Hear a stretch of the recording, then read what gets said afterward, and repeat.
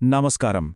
ఈరోజు మనమొక అద్భుతమైన, కొంచెం భిన్నమైన అంశాన్ని విశ్లేషించబోతున్నాం. ఇది కేవలం ఏదో ఒక వార్త చదివినట్లు ఉండదు.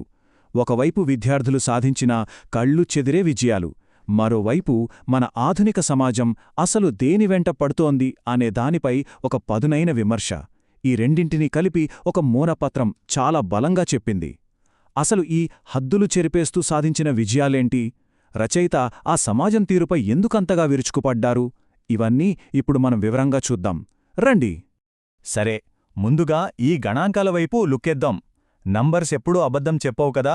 మన దేశంలోనే అత్యంత కఠినమైన జేఈఈ మెయిన్స్ పరీక్షలో వచ్చిన రిజల్ట్స్ ఇవి. అసలు ఈ డేటా చూస్తుంటే ఆశ్చర్యం వేస్తోంది. ఎస్సీ విద్యార్థులు 99.99% కొట్టారు. అలాగే బాలికలు కూడా ఏమాత్రం తీసిపోకుండా అదే 99.99% సాధించారు. ఇక ఎస్టీ విద్యార్థులు 99.97, అలాగే దివ్యాంగ విద్యార్థులు కూడా ఏకంగా 99.78% తెచ్చుకున్నారు. అసలు వీళ్ల సత్తా ఏంటో ఇక్కడ స్పష్టంగా కనిపిస్తోంది కదా. దీనికి తోడు ఏకంగా 20 మంది విద్యార్థులు 100కి 100% మార్కులతో టాపర్లుగా నిలిచారు. ఇవి ఊరికే వచ్చిన అంకెలు కాదండి, ఎన్నో ఆటంకాలను దాటుకుని సాధించిన అద్భుతాలు అని ఈ డాక్యుమెంట్ స్పష్టంగా చెబుతోంది. మరి ఇంతటి గొప్ప విజయం రాత్రికి రాత్రే ఊడిపడదు కదా. ఈ మూలపత్రం ఏం చెప్తోందంటే, ఈ విజయం వెనుక ప్రధానంగా 3 మూలస్తంభాలున్నాయట. అవేంటంటే, మొదటిది అలుపెరగకుండా పాఠాలు చెప్పిన, సరైన దారి చూపించిన ఉపాధ్యాయులు. రెండవది రేయింబవళ్లు కష్టపడి చదివిన మన విద్యార్థులు. ఇక మూడవది ఎంతో నమ్మకంతో తమ పిల్లల భవిష్యత్తు కోసం అండగా నిలబడ్డ తల్లిదండ్రులు. ఈ 3 వర్గాల అద్భుతమైన సమన్వయం వల్లే ఈ స్థాయిలో రిజల్ట్స్ వచ్చాయని రచయిత వివరిస్తున్నారు. ఇక్కడ మనం గమనించాల్సిన మరో ఆసక్తికరమైన విషయమేంటంటే, ఈ కష్టాన్ని వర్ణించడానికే రచయిత వాడిన పదాలు. జస్ట్ కష్టపడ్డారు అనో, చదువుకున్నారు అనో అన్నలేదండి.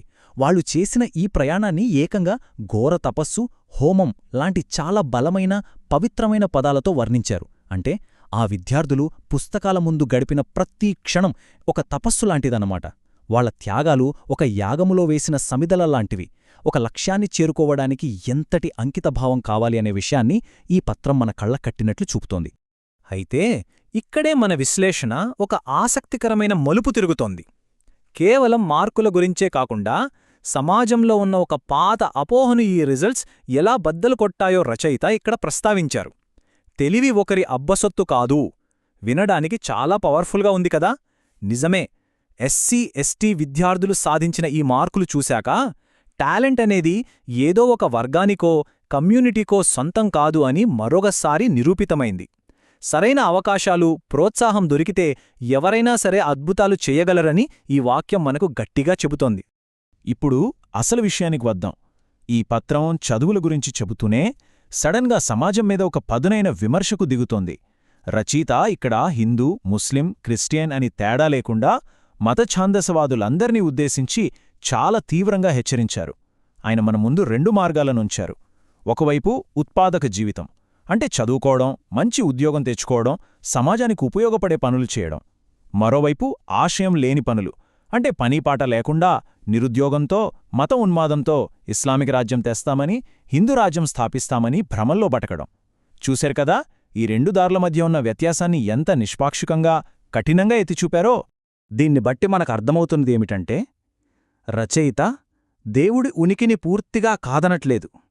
దేవుడు అవసరమే కావచ్చు కాని జీవితంలో బతకడానికి, ముందుకు సాగడానికి అది మాత్రమే సరిపోదు కదా అని స్పష్టంగా చెబుతున్నారు. కేవలం మతం పేరుతో రాజ్యాలు స్థాపించాలనే లక్ష్యాలను ఇది పూర్తిగా ఖండిస్తోంది.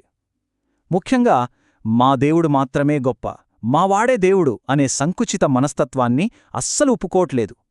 ఇలాంటి అర్థంలేని భావజాలాల వెంటపడితే జీవితాలు నాశనమవుతాయని ఈ పత్రం తటస్థంగా కాని చాలా బలంగా హెచ్చరిస్తోంది.